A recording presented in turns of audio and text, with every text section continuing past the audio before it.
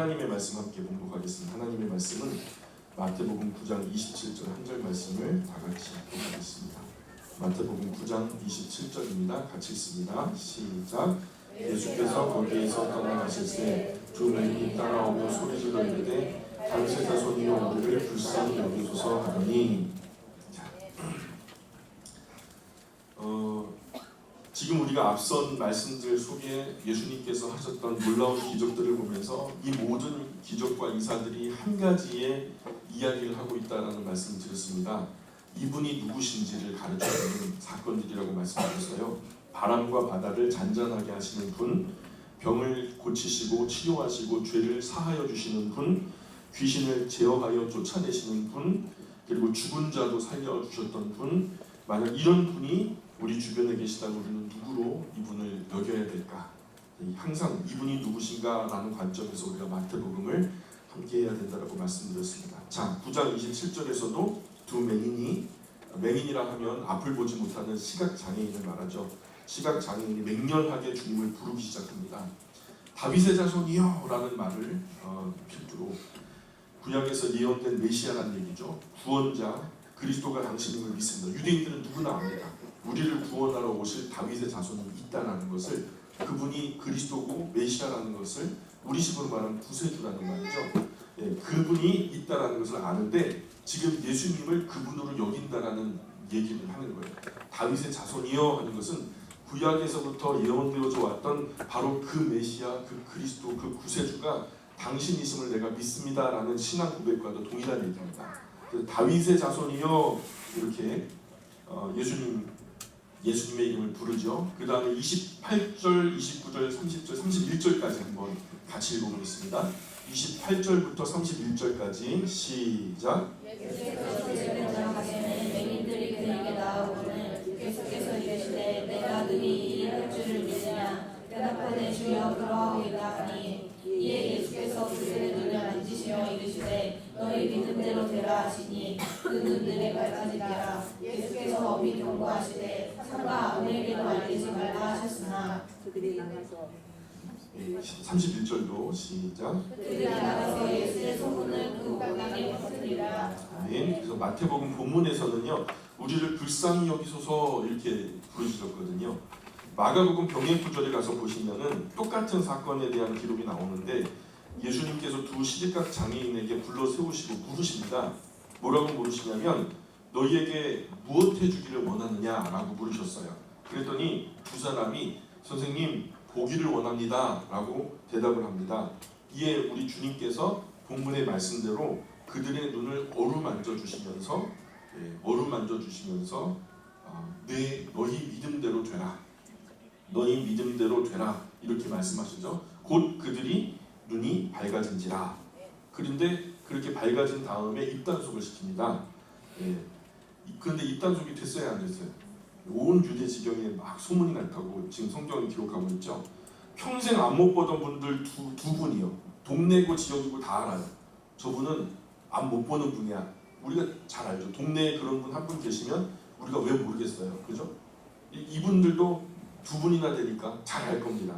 모든 동네 사람, 지역 사람들이 다 아는 거죠. 그런데 그 두 분들이 전혀 소생 가능하지 못할 것 같았던 두 분이 환하게 돼서 사방팔방 돌아다니시면서 보고 다니시는 거예요. 그러면은 왜 소문이 안 나겠어요? 그런 두 분이 활보를 하시는 거예요. 소문이 나가지고 예수님께서 자꾸 지역을 옮기시면서 계속 복음 사역을 하시죠.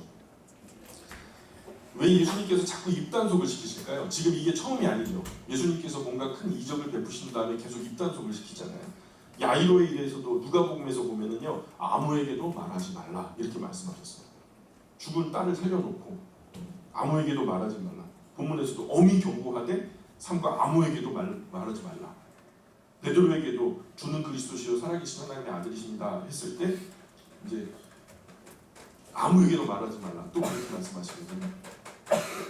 왜 아무에게도 말하지 말라? 많은 사람들이 퍼져야 될 거 아닙니까? 근데 사실 많은 사람들에게 소문이라고 퍼지면요, 두 가지 상황이 벌어져요. 하나는 그 예수님을 좋아하는 사람들은 좋아해요. 근데 예수님을 미워하는 사람은 예수님을 죽이려고 한단 말이에요. 그죠? 우리가 잘 되는 것을 좋아하는 분들이 있고 우리가 잘 되는 것을 배합하는 사람이 있잖아요. 마찬가지로 예수님께서 인기를 얻으시고 뭔가 사람들이 주목받기 시작할 때 많은 사람들이, 그죠? 병든 사람, 연약한 사람들은 더 크게 호응했을 테지만 반대로 자기의 인기를 뺏긴다고 생각했던 유대인들, 유대교에 있는 당시 종교의 지도자들이라든가 앞서 리더들은요, 그것에 대해서 굉장히 큰 위기감을 가지고 이것을 시기하고 미워하고 질투했단 말이죠. 십자가의 사건이 이루어지기 전에 만약에 예수님께서 그냥 그 큰 데미지를 입고 돌아가시던가 그러면 구속 사역이 엉망이 되는 거잖아요. 그러니 십자가의 사건을 이루실 하나님의 정하실 때가 있거든요. 하나님이 정하실 때 그 사명을 이루기 전에 사건들에 휘말려서 어려움을 당하게 되시면 하나님의 구속 사역에 막대한 지장이 초래될 수 있으니까 이런 부분에서 예수님께서 주의를 하십니다. 예수님께서 자기를 위해서 신적인 권능을 사용하신 예가 없어요. 예수님이 언제 자기 위해서 뭔가 신적인 권능을 사용하셨어요? 자기 먹고 싶은 거 먹고 싶다 그래가지고 고기야 있을지어다 그렇게 하셨나요? 아니면 여기서부터 저까지 갈지어다 뭐 그랬나요? 예수님 자신을 위해서 그렇게 신적인 권능을 이용하신 적이 없어요. 딱 한 번 있는데 고향에서 말씀을 전하시는 중에 군중들이 화가 났어요. 너무 바른 말씀을 자꾸만 하시니까.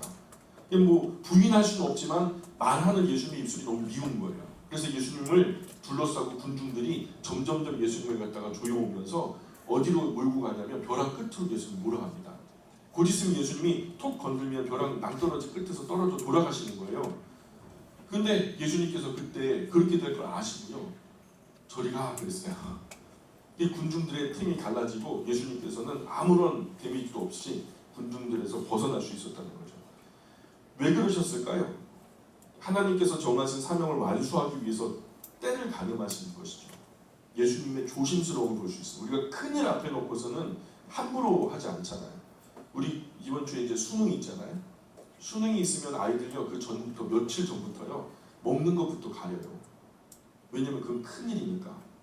초등학교 때부터 중고등학교를 거쳐서 지금까지 공부해온 것에 열매를 거두기 위한 마지막 시험을 치르는 날이니까 이 사사로이 그렇게 전에 살던 대로 그렇게 살진 않거든요. 먹는 것도 가리고 잠자는 것도 철저하게 관리하면서 큰 일을 대비하는 거잖아요. 예수님이 십자가 사역은 마치 그와 같아요. 일평생의 삶의 초점이 바로 십자가 위에 있기 때문에 예수님이 하나님이 정하신 그 구속 사역인 십자가의 사역을 완성하시기 전에는 인류가 구원의 길로 걸어갈 수가 없어요. 아직 그 구원의 길이 열려지지 못한 거예요. 십자가 사역이 완료돼야만 예수님께서 그 십자가 위에서 마지막 호흡을 내쉬면서 다 이루었다 이 말씀을 하셔야만 결국 우리에게 영생의 길이 열리게 되니까 그것을 이루시기 위해서 때를 가늠하시면서 자기를 조심하고 몸 관리도 하시고 위기에서 자기가 스스로 벗어나기도 하시면서 했다는 거죠. 우리도 큰일 이루기 전에 작은 일을 거치면 안 되잖아요. 그죠?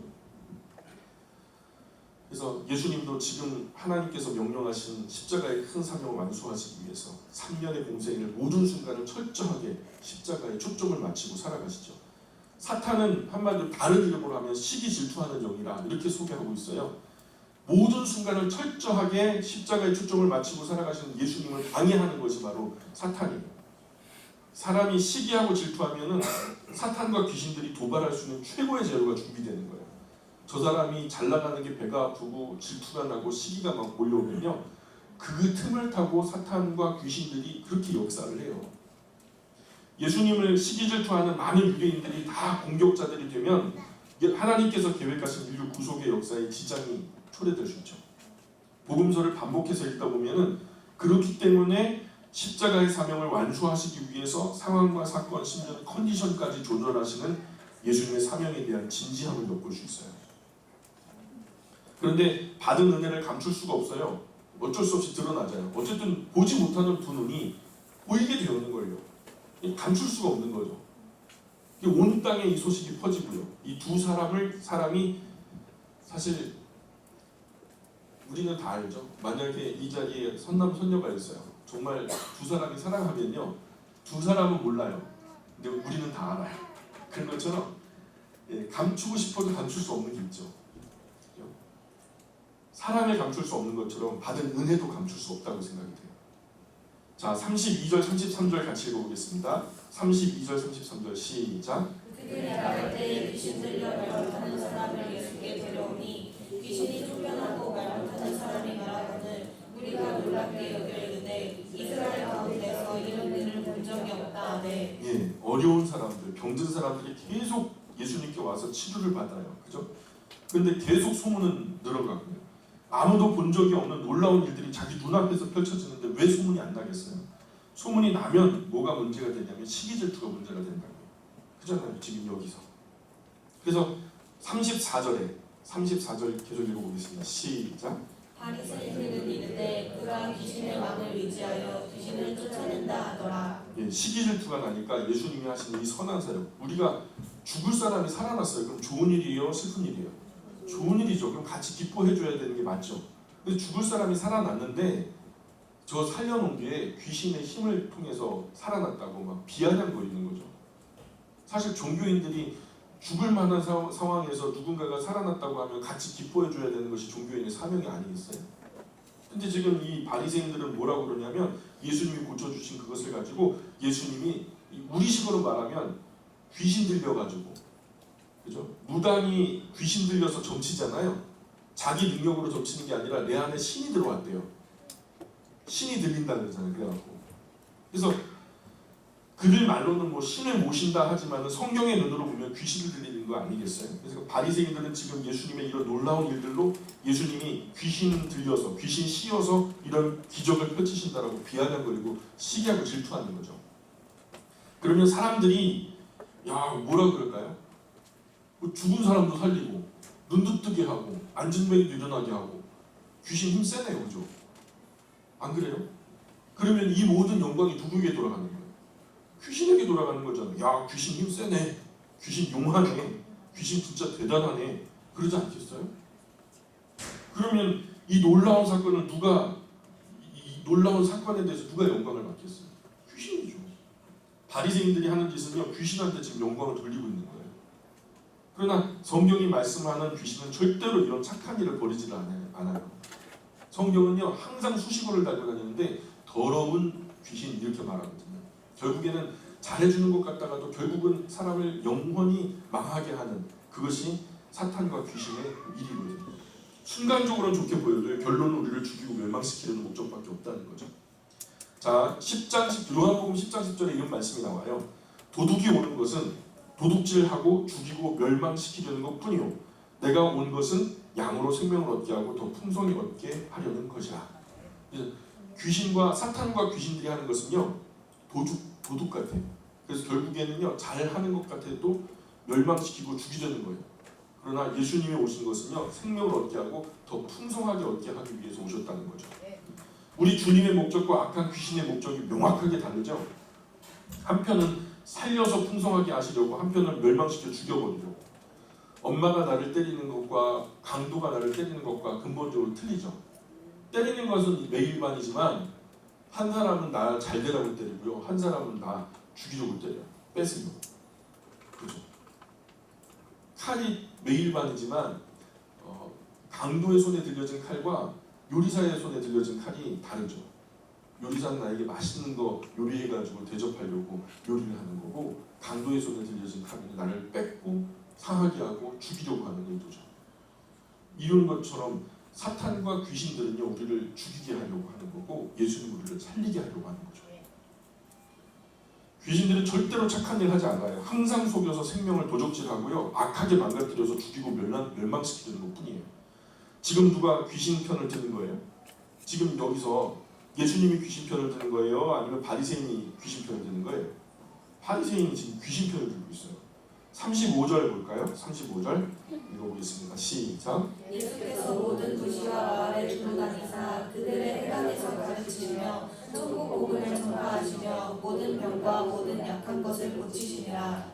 여기 밑줄을 한번 그어볼까요? 35절에 보면 회당에서 가르치시며, 거기다 밑줄을 한번 그어보시고요. 가르치시며, 그 다음에 천국 복음을 전파하시며 밑에다가 밑줄을 그어보시고요. 모든 병과 모든 약한 것을 고치시니라에다가 밑줄을 그어보세요. 이게 바로 예수님의 3대 사역이라고 말해요. 예수님의 3대 사역. 천국 복음을 전파하셨다. 하나님의 말씀을 가르치셨다. 모든 병과 약한 것을 고치셨다. 전파하는 것, 가르치는 것, 고치는 것. 보통 이것을 예수님의 3대 사역이라고 말하죠. HTP라고 해요. HTP. 그래서 힐링, 티칭, 프리칭. 그래갖고 예수님의 3대 사역이라고 정리를 하고 있어요. 36절 계속 보겠습니다. 오늘 교회가 해야 하는 일들도 이런 거라고 저는 믿습니다. 36절 계속 읽어봅니다. 시작. 우리를 보시고 불쌍히 여기시니 이는 그들이 목자 없는 양과 같이 고생하며 기진하느라. 예, 오늘도 하나님 말씀 먹지 못해서 배가 고파서 헤매는 분들이 많이 있어요. 정말 하나님 말씀 먹고 싶은데 하나님 말씀 먹는다고 가봤는데 하나님 말씀 먹고 그냥 신변잡기의 얘기들만 가득합니다. 우리가 먹어야 할 것은 달콤한 사람의 말이 아닌데 우리 영혼의 양식이 되는 하나님의 말씀인데 그 말씀을 먹지 못하니까 그 말씀을 찾아 헤매느라 기진맥진해요. 목자 없는 양처럼 방황하는 분들이 참 많아요. 너무 배가 고프니까 아무거나 막 먹어요. 이단이든 사입이든 가리지 않고 다 먹어요. 먹어서는 안 될 것까지 덥석덥석 먹어버려요. 너무 배고프니 그럴 수 있어요. 우리 주님도 참된 양식을 먹고자 이산저산 이들판 저들판으로 막 몰려다니는 이런 무리를 보시고 정말 불쌍하게 여기셔요. 이런 모습을 보고 예수님께서 말씀하십니다. 37절, 38절 시작. 이에 제자들에게 이르시되 추수할 것은 많되 일꾼이 적으니 그러므로 추수하는 주인에게 청하여 추수할 일꾼들을 보내주소서 하라 하시니라. 네, 예수님께서 뿌리셨고 이제 곧 열매가 돼가지고 돌아올 텐데 제자들이 충동원 된다고 해도 제자들 몇 명이에요? 지금까지 나타난 제자들 12명 나오잖아요. 근데 12명, 뭐 70명의 제자들이 있고 뭐 120명의 어떤 성령의 그 강림의 현장에 있었던 성도들도 있었을 테지만 그분들이 다 충동원 된다고 해도 일꾼이 너무 적은 거예요. 온 인류의 모든 민족에게 이 복된 소식을 전하기에는 100명, 200명 가지고는 안 되는 거잖아요.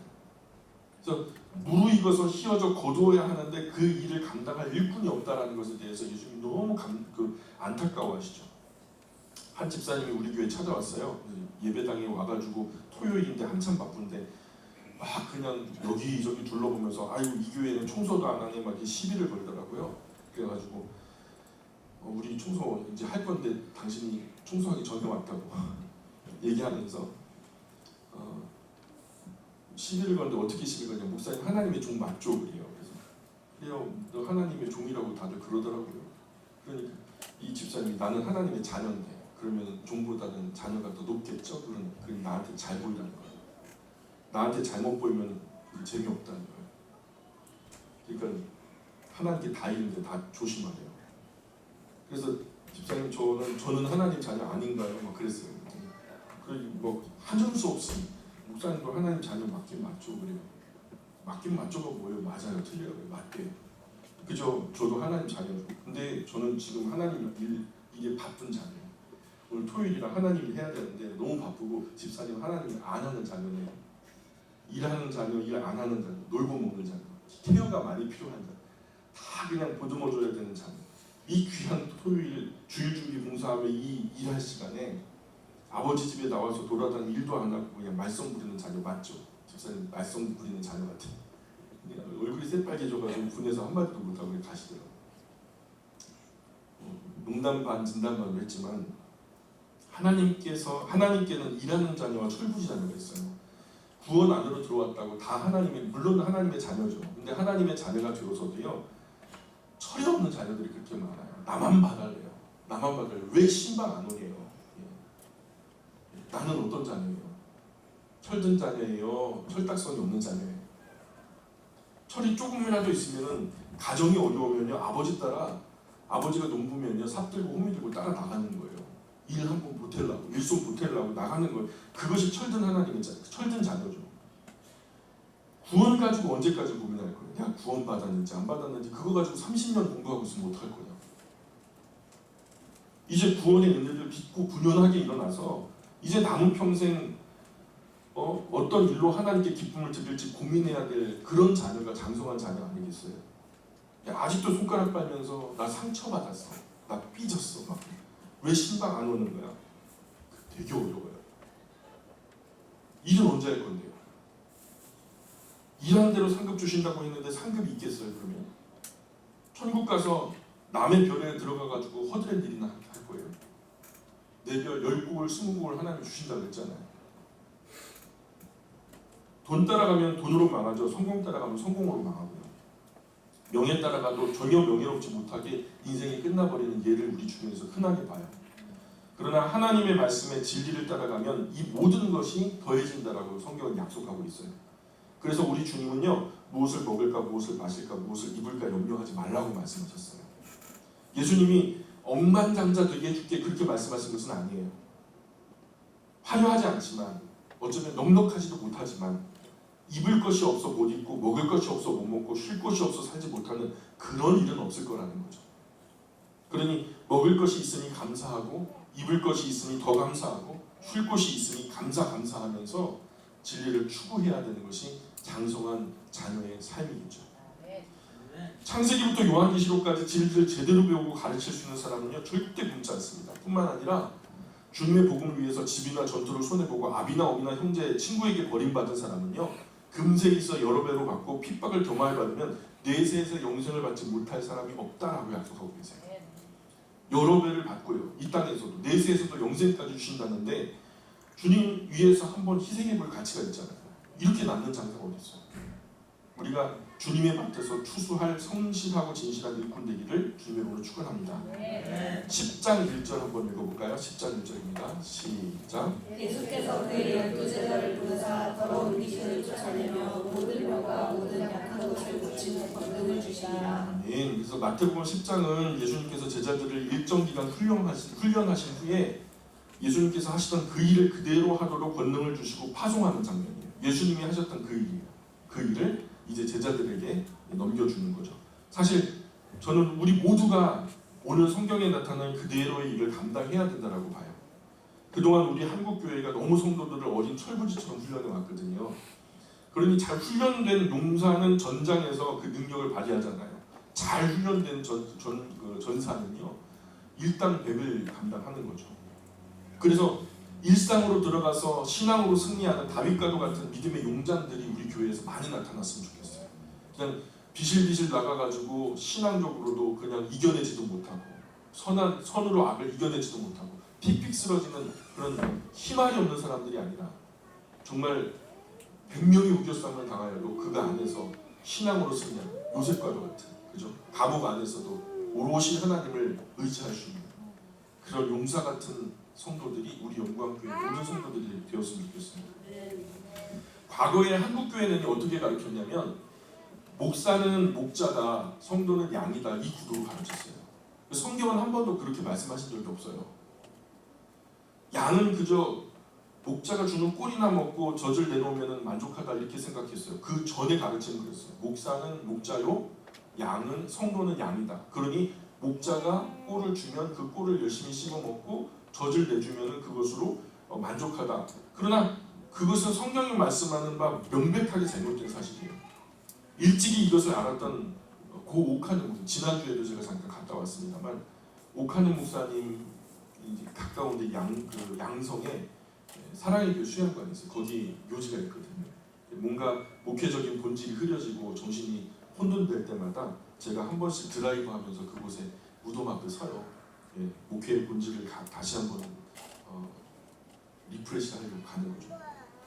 근데 이 오카는 목사님이 저희 선배이기도 하지만 이분이 하셨던 굉장히 아름다운 말이 뭐냐면 화려한 평신도 사역자라는 말을 했어요. 화려한 평신도 사역자. 성경 안에서 성도의 자존감을 회복시켜 주는 거죠.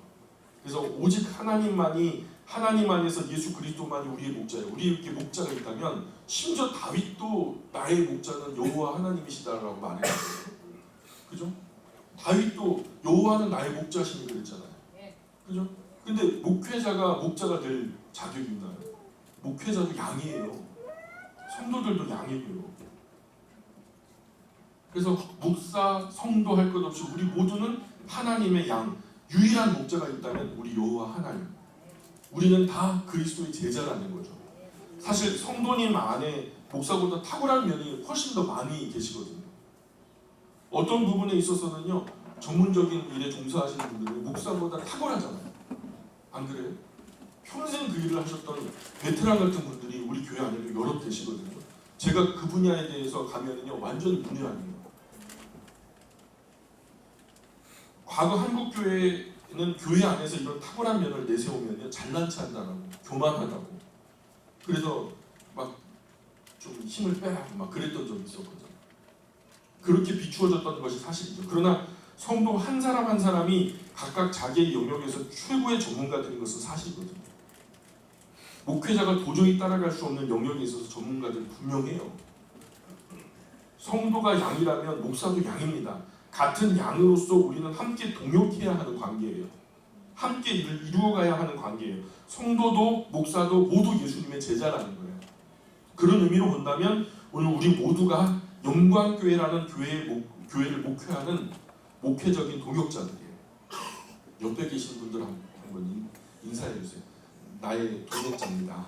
당신은 나의 동역자입니다. 동역자예요. 이런 목회 철학으로 고 옥하는 목사님께서 평생을 사역하면서 한국 교회가 한 마리 양으로만 생각했던 평신도에게 목회자와 함께 예수님의 제자라는 정체성을 회복시켜준 거예요. 그래서 그 정체성을 회복시키면서 이 평신도를 화려한 평신도의 사역자로 세웠던 그런 사랑의 교회가 한국 교회에 얼마나 큰 영향력을 미쳤는지, 지금은 조금 실망을 주지만 과거 그 옥하는 목사님께서 목회를 하실 때 그 평신도 사역자들이 얼마나 아름답게 세워졌는지 우리가 잘 알아요. 어떤 권사님 같은 경우에는요, 불과 사역한 지 얼마 안 됐는데 자기가 순장으로 시작했거든요. 순장으로 시작해서 수백 명의 성도들을 만들어 놓고, 뭐 심지어는 외교관 출신 어떤 장로님은요, 이 땅에서 뭐 그냥 우리나라에서 잘 먹고 잘 살 수 있는 그런 시간들이 있었는데 일찍 은퇴하시고 러시아에 가가지고 국지적으로 부족한 부분들을 자기의 몸으로 메꾸면서 거기서 예수님 복음을 전하고, 저도 그 세미나, 칼 세미나를 수료했거든요. Called to Awaken the Light Discipleship Training 세미나 해갖고 칼 세미나라고 하는데, 옥하는 목사님이 평신도 사역자들을 깨워서 일깨워서 우리가 한국 교회를 좀 일으켜보자 이런 세미나를 했는데, 이 과정을 마친 목회자만 국내외 막론하고 지금까지 한 2만 5천 명 정도 돼요. 당시 이 교회에 가서 평신도 사역을 옆에서 직접 봤거든요. 그 교회의 평신도가 웬만한 교회 전도사님 목회자 수준이에요. 순장이라고 부르거든요. 능히 감당하는 거죠. 그 교회 순장 정도면 작은 교회 하나 개척해도 손색이 없을 정도로 탁월한 실력이 있더라고요. 우리는 그저 양일 뿐이지, 그래서 뭐 목사님 입에 넣어주는 꼴만 맛있게 먹고 젖이나 많이 넣으면 되는 거지 뭐 이런 식으로, 이런 자세는요 이제는 더 이상 우리에게 어울리지 않는 자세예요. 이거는 옛날에 이 금수강산 안에 교회가 없었을 때 교회를 세우기 위해서 목회자들이 짊어져야 됐던 십자가의 몫이 있거든요. 그때는 그게 어울리는 말이었을지 모르지만 지금 우리의 시절에는 그런 이야기는 통하지 않아요. 우리 모두가 사역자예요. 화려한 평신도 사역자, 다 같이 예수님의 제자들이죠. 목사 혼자 떠들고 성도는 가만히 받아먹기만 하는 그런 교회 잘못됐다고 봐요. 성도는 목회자와 함께 훈련받고 목회의 동역자가 되어야 되는 사람들이죠. 함께 선하고 거룩한 일을 이루어가는 사람이 오늘 성경이 말씀하는 성도의 정체성입니다. 저는 한 걸음 더 나아가서 화려한 평신도가 교회 안에서만 화려할 것이 아니라, 저는 옥하는 목사님보다 좀 한 걸음 더 나갔어요. 교회 안에서만 화려한 평신도가 아니라 교회 안에서는 조금 무난해도 괜찮다. 교회 안에서는 좀 이렇게 그냥 크게 두각을 나타내지 않고 그냥 수수해도 괜찮겠다. 그러나 교회 밖에서 자기의 일상에서, 자기의 일터에서, 자기의 처소에서는 경공과 거룩으로 아름답게 가꾸어진 그 화려한 것 이상이기를 소망해요. 교회에서 모두가 하나님의 양이 되어서 겸손하게 온유하게 예배하고요. 일상으로 돌아가서 배운 말씀을, 일상을 거룩하게 변화시키고 무너진 것을 세우고자 고군분투하는 것이 우리의 모습이 되었으면 좋겠다는 거예요. 그것이 가정이든 학교든 직장이든 가족관계든 친구관계든 지인관계든 어떤 작은 공동체든 나는 이곳의 유일한 목회자다 라는 그런 마음으로 밤하늘의 별처럼 아름답게 빛나는 평신도 사역자가 우리 영광의 모든 어머니들, 모든 아버지들, 모든 자녀들 되기를 축복합니다. 예수님께서 지금 12명의 제자를 훈련시키셨고요. 누가복음에서 보면은 12명 외에 70명의 제자가 또 있었다는 기록이 나와요. 그런데 이 12제자에게 시켰던 일을 이 70인의 제자들에게도 똑같이 시켜서 보내십니다. 똑같이 시켰고 똑같이 일했어요. 12제자와 70인의 제자 똑같이 일을 합니다. 12제자가 특별한 게 아니에요. 12제자도 70인의 제자도 그 이후에 그들을 통해서 부름받는 모든 제자들도 다 같이 특별해요. 초대교회에 12사도가 있었고 7집사님 뽑았잖아요. 그죠? 12사도 갈릴리 지역 벳세다나 가버나움 동네에서 여럿을 부르셨잖아요. 갈릴리 호수를 중심으로. 이 사도들은 그 지방에서 뛰어나고 탁월한 사람이 아니었어요. 우리가 잘 알죠? 그분들이 그냥 어부였어요. 오순절 마가의 다락방 성령님이 강림하심으로 베드로가 복음을 전하니까 예루살렘에서 3,000명, 5,000명 남녀의 큰 무리와 이루 헤아릴 수 없는 많은 사람들이 몰려들었다라는 기록이 있어요. 근데 큰 무리가 주님께 나왔다는 성경이 나오는데 대략 성경학자들이 한 1만 명 이상의 사람들이 나왔다라고 여겨요. 그래서 1만 명이 훌쩍 넘는 정도의 사람들이 예수님을 믿고 세례를 받겠다고 나온 것 같은데, 그럴 때 12사도들이 그 선한 일, 구제하고 봉사하는 일을 갖다 감당할 수 없으니까 결국 그 업무를 다 소화할 수 없어서 따로 그 봉사를 맡을 수 있는 분들을 뽑았는데 그분들이 바로 7 집사님들이죠. 구제와 봉사 일을 위해서 그 엄청난 인파 속에서 뽑는데 7명을 뽑았어요. 10,000명 중에 7명 뽑았다는 거죠. 근데 그 가운데 칭찬받고 존경받고 지혜가 충만하고 성령이 충만한 사람 7을 뽑는 거죠. 그러니 예수님과 함께 다니지 않았다라는 것 외에는 어느 모로 보나 사도보다 7 집사님들이 훨씬 더 탁월했죠. 제가 볼 때 그래요. 12사도보다 훨씬 더 탁월했던 사람이 7 집사님들이라는 거죠. 그래서 7 집사님들의 삶을 추적해보면 그분들도 12 제자 못지않게 아주 훌륭한 사역의 업적을 남겼어요. 그 대표적인 분이 바로 우리가 잘 알고 있는 스데반 집사님, 순교자가 되셨죠. 우리가 또 구스의 내시를 전도한 집사님 누구죠? 빌립 집사님, 최초의 선교사님 되셨죠. 스데반 집사님은 최초의 순교자가 되셨고, 그죠? 빌립 집사님은 최초의 선교사님 되셨고, 저는 우리 한국교회 평신도가 그렇게 연약하지 않다고 봐요.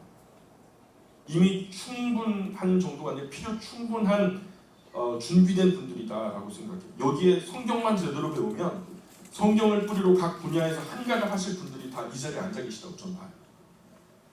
그런 분들이 이곳에 다 모여 있어요.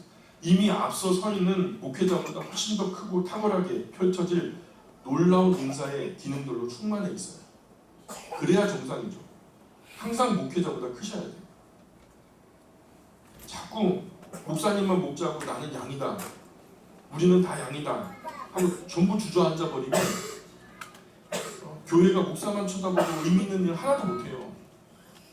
목사님 하나가 능력이 있으면 뭐 많이 이끌겠죠. 그런데 그 목사님 돌아가시면 다음 세대는 보장이 없는 거예요.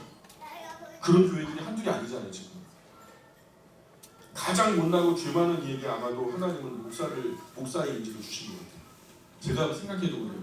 가장 그냥 죄 많고 흠 많은 사람을 갖다 목자로 제일 연약한 것들을 세우시거든요. 하나님 먼저 부르시고 가장 중요한 일도 부르셨다면 가장 연약한 사람일 거예요. 그런 면에서 하나님은 그런 중요한 일을 목회자에게 맡겼다라고 생각해요. 너무 모자란다. 잘난 체 하지 말라고, 네 주제는 안 하고. 정말 탁월한 것은 이 자리에 앉아 계신 여러분이라고 생각합니다. 근데 못난 목사들만 코피나게 뛰어다니다가 상처받고 끝나는 교회들이 한둘이 아니에요. 한국교회 일반적인 모습이 그래요. 이건 명백하게 잘못된 모습이에요. 목회자와 성도가 함께 해야 돼요. 하나님은 목회자와 성도를 한 교회의 한 동역자로 함께 부르신 거죠. 서로 피차 배우고 가르치고 돕고 봉사하고 전도하고 선교하고 하나님 말씀이 하나님의 사람을 세우는 그런 교회가 성경의 말씀대로 살아있는 교회다. 먼저는 나와 내 가정, 그리고 부모님이 자녀, 교회는 부모님. 근데 그렇게 교회가 부모가 자식을 신앙과 격언으로 책임지는 교회, 그런 교회가 우리 교회가 되기를 기도합니다. 예수님께서 12제자 부르실 때 먼저 무슨 능력 주셨다 그래요? 10장 1절에 예수께서 그의 12제자를 부르사 뭐라고요? 더러운 귀신을 쫓아내며, 그렇죠? 예수님 믿으면 맨 먼저 귀신부터 쫓아내는 거예요. 이런 거 대단하게 요란스럽게 이루어지는 게 아니에요. 막 축기하고 막 야 하면서 막 소리 지르고 그렇게 해서 되는 게 아니라 보통 경건한 그리스도인들이 다른 성경의 지식 가운데 주님께서 주신 합당한 권한으로 담대하게 선포하며 웬만한 귀신 다 떠나갑니다. 있는지도 모르고 떠나가요. 귀신도 모르게 떠나가거든요. 중요한 것은 우리가 어떤 위치에 있는 존재인지 어떤 존재인지 어떤 그 정체성을 모르니까 사탄과 귀신들이 까불어도 말 못하고 속임을 당하고 악한 영들의 놀이개감이 되어버려요. 그러니까 우리가 훈련받은 대로 고양이를 보고도 무서워하고 어떤 분은 닭을 보니까 무서워해요. 근데 우리의 정체성이 사자라는 것을 알아야 돼요. 근데 고양이 앞에서 사자가 무서워서 벌벌 떠는 모습을 봐요. 내 정체성을 모르니까 고양이가 무서워 보이는 거죠. 닭 앞에서 닭을 무서워하는데 그런 정체성은 나는 독수리인걸요? 근데 독수리인 내가 닭을 보고서 무서워해요. 그럼 바르게 정체성을 갖게 되면 어떻게 될까요? 사자는 고양이를 보면 귀엽고 독수리가 닭을 보면 맛있고 그죠? 그게 바른 정체성에서 바라보는 현상 아니겠어요? 우리가 그러면 악한 사탄과 귀신을 바라볼 때 어떻게 되는 거죠? 수혜질 가치가 없는 거예요. 하찮은 존재가 되는 거죠. 더럽고 추악. 예수님도 그렇게 대하셨어요. 항상 이 귀신의 수식어는요 더럽다라는 거죠. 야고보서 4장 한번 펴볼까요? 야고보서 4장 5절부터 한번 읽어볼 테니까 한번 이야기를 한번 들어보시죠. 이게 신약에서는 구현 설명이 조금 있게 됩니다. 양해해 주시고 누차 말씀드리지만 설명해야 될 부분들이 있어서 그래요. 야고보서 4장 5절부터 한번 제가 읽어드릴 테니까 잘 들어보세요. 너희는 하나님이 우리 속에 거하게 하신 성령이 시기하기까지 사모하신다는 말씀을 헛된 줄로 생각하느냐. 그러나 더욱 큰 은혜를 주시나니 그러므로 일렀으되 하나님이 교만한 자를 물리치시고 겸손한 자에게 은혜를 주시다 하였느냐. 그런즉 너희는 하나님께 복종할지어다. 마귀를 대적하라. 그리하면 너희를 피하리라. 하나님을 가까이 하라. 그리하면 너희를 가까이 하시리라. 죄인들아 손을 깨끗이 하라. 두 마음을 품은 자들아 마음을 성결하게 하라. 슬퍼하며 애통하며 울지어다. 너희 웃음을 애통으로 너희 즐거움을 근심으로 바꿀지어다. 주 앞에서 낮추라. 그리하면 주께서 너희를 높이시리라. 그래서 이걸 거꾸로 하면 10절부터 뒤에서부터 읽어보면요, 우리가 스스로 낮추고 주님을 높이고요. 우리가 평상시에도 너무 즐겁고 너무 그 기쁜 순간에도 애통과 근심으로 문제의식을 가지고 두 마음이 아니라 한 마음을 품고 하나님을 늘 가까이 하면서 마귀를 대적하면 마귀는 우리를 피한다는 거죠. 성경 바르게 알아야 돼요. 마귀는 피할 존재가 아니에요. 대적할 존재지. 본능하고는 피해도 우리의 식욕과 우리의 성욕과 이런 건 피해야 되는 거예요. 근데 마귀는 피할 존재가 아니라 대적할 존재예요. 그래서 마귀와 귀신을 무서워하면 반드시 쫓아와요. 제가 나를 무서워하는구나. 반드시 쫓아오죠. 조그마한 강아지도요, 멍멍멍 짖잖아요. 무서워서 피하잖아요. 그러면 자기가 이기는 줄 알고 더 쫓아와요. 대적을 해야 돼요. 이게 조그만 게 까불어 그러면 얘가 깨깽거리면서 도망가요. 근데 성경에서 말씀하는 주님께서 우리에게 주신 합당한 권세와 권한을 우리가 알아야 돼요. 성경 공부하는 게 굉장히 중요한 세 가지를 알게 되는데, 하나는 하나님을 알게 되고, 또 하나는 사람을 알게 되고, 또 하나는 그 하나님과 사람 사이에서 이간질을 하고 있는 악한 사단과 귀신들의 존재에 대해서 알게 된다는 거예요. 자, 우리가 성경을 공부하면 얻게 되는 유익이거든요. 그리고 그 권한과 권세를 믿고 담대하게 선포해야 돼요. 인내로 선포하셔야 돼요. 그러면 사탄과 귀신은 떠나갑니다. 개인과 가정과 교회의 교두보를 확보하셔야 돼요. 그리고 이곳에 마귀가 틈타지 못하게 하셔야 돼요. 그것이 거룩함을 유지해야 하는 이유가 됩니다. 그러면 경건한 성도가 헛기침만 해도 귀신이 놀라서 떠나요. 제가 나한테 뭐라 그러나 보다. 막 귀신에 대해서 저는 요즘에는 그래요. 자꾸만 이제 뜻하지 않게 잡생각이 나고 뭔가 정신적으로 혼란스러워지고, 원래 제 기능이 제가 스스로 알잖아요. 우리 여러분, 우리 스스로가 우리 자신을 잘 알잖아요. 그런데 나답지 못한 플레이가 나올 때요, 이것도 귀신이 장난치는 거 아닌가 싶을 때가 있어요. 그러면요, 제가 있는지 모르는데도 그래요. 너 거기 있는 걸 다 알아. 너 거기 있는 걸 다 알아. 까불지 마. 조용히 꺼져. 가. 그러면요, 진짜 거짓말처럼 정신이 맑아지는 것들을 많이 냅니다.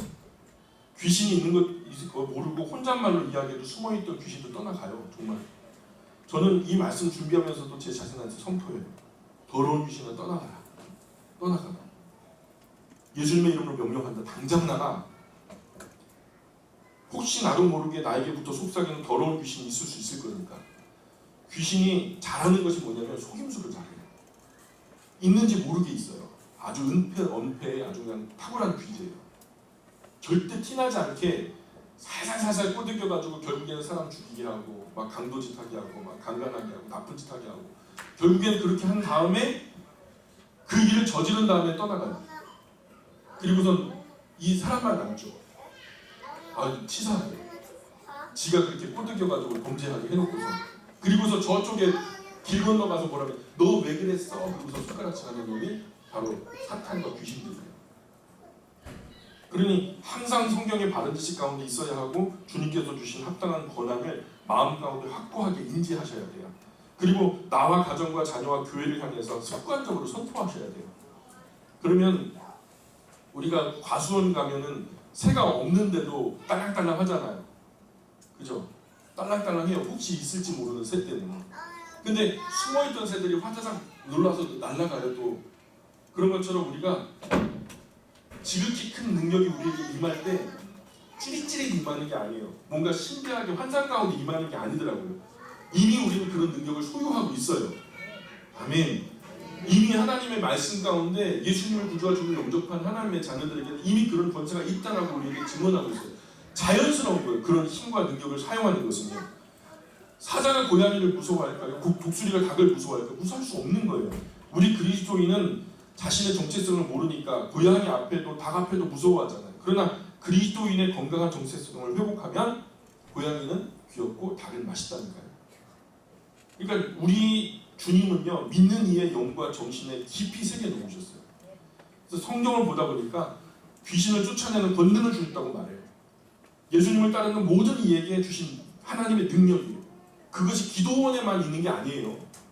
귀신을 쫓아낼 때 우리 자신에게는 그런 능력이 없죠, 사실. 근데 우리 자신에게 그 집중하면 안 되는 거죠. 우리 안에 더 크게 함께 존재하시는 하나님께 의지하여서 하나님 백 믿고 선포하는 거죠.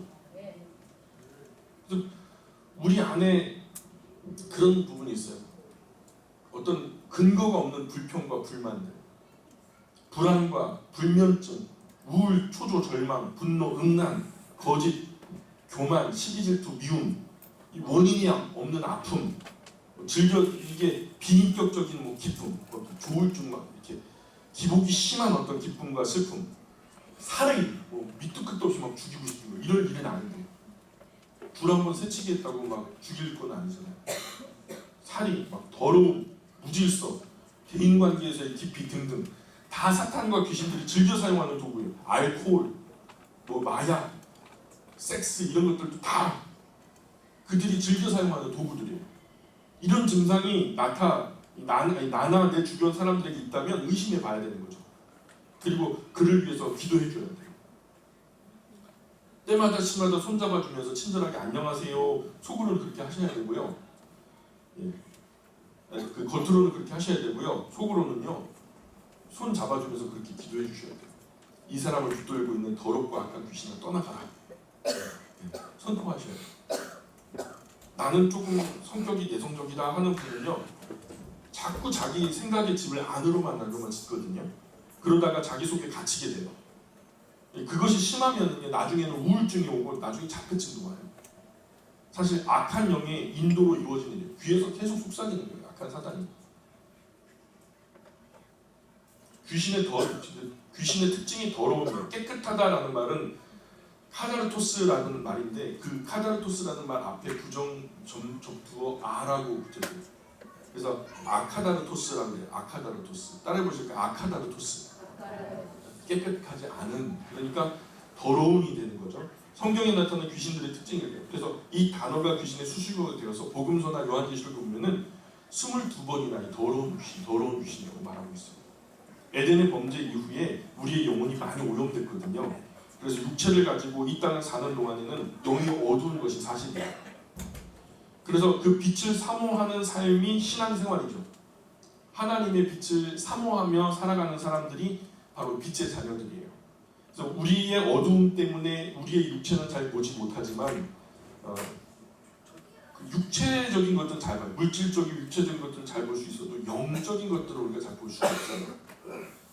그렇기 때문에 우리가 정체성을 확고하게 갖기가 참 어려워요. 하나님의 말씀은 이런 혼란한 정체성을 질서 있게 정연하게 우리에게 주시죠. 그래서 예수님은 영으로 보시니까 더 빨리, 더 확실하게, 바르게 보시는 거죠. 어렴풋이 보시는 것이 아니라 정확하게, 확실하게, 예민하게, 민감하게 보시죠. 인격적이고 상식적인 경건한 그리스도인으로 바르게 서기를 항상 노력하고 기도하셔야 돼요. 하나님의 말씀이 충만하게 거하면 이런 바른 정체성을 갖고요. 귀신들이요 떠나가라 하지 않아도 스스로 떠나가요. 그곳에 도저히 살 수 없으니까. 그래서 그렇게 우리의 자신과 우리 자녀들과 우리 가정과 교회를 지키시는 저와 여러분이 되셨으면 좋겠어요. 예수님께서 바리새인 문둥이 시몬의 집에서 식사하셨죠. 그런데 옆집에 있던 마리아가 향유옥합을 가지고 와서 깨어서 예수님 머리에 떨어뜨리고 나머지는 발에 부어드리면서 머리카락으로 이렇게 씻어요. 그것을 본 가룟 유다가 이것을 비싸게 팔아 많은 가난한 자들을 구제할 수 있었을 텐데 했다라는 얘기를 해요.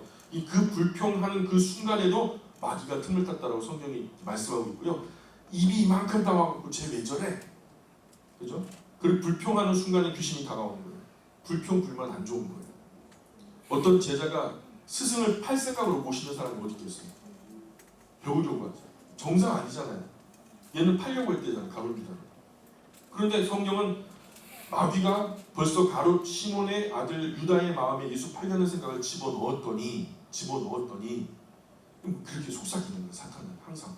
야 그냥 너만 쟤만 성격 있어. 너도 성격 있어. 쳐버려 그냥. 야 한번 해 그냥까지 그냥. 막 그러면서 충동질하는 놈이. 그래서 그 생각을 기반으로 예수님께서 행하시는 모든 일들이 불평과 불만의 대상이 되어버리는 거예요. 왜 예수님께서 이를 적당히 하시는 거야? 불만이 가득한 모습으로 삐딱하게 쳐다보는 거죠.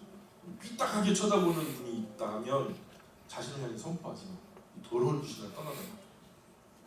아 진짜 교회에서 누구를 따돌리거나 누구를 섭섭하게 하거나 누구를 아프게 하거나 누구를 눈물 흘리게 하거나 자꾸 누구 마음에 상처를 주거나 누구의 자존심을 상하게 하면 이럴 때 마귀가 역사하기 딱 좋은 때거든요. 극히 조심하셔야 돼요.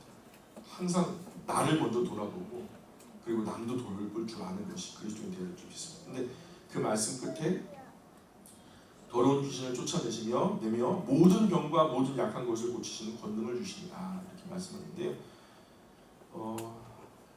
제가 마귀에서 귀신 이야기라고 하는 이야기 있죠. 마귀 이야기 또 귀신 이야기를 따로따로 주제로 해가지고 유튜브에 올려놨으니까 한번 참고해서 보시면 좋을 것 같고요. 그 설명이 중요해서 제가 좀 부연해가지고 10장 1절에서 설명이 좀 길어졌습니다.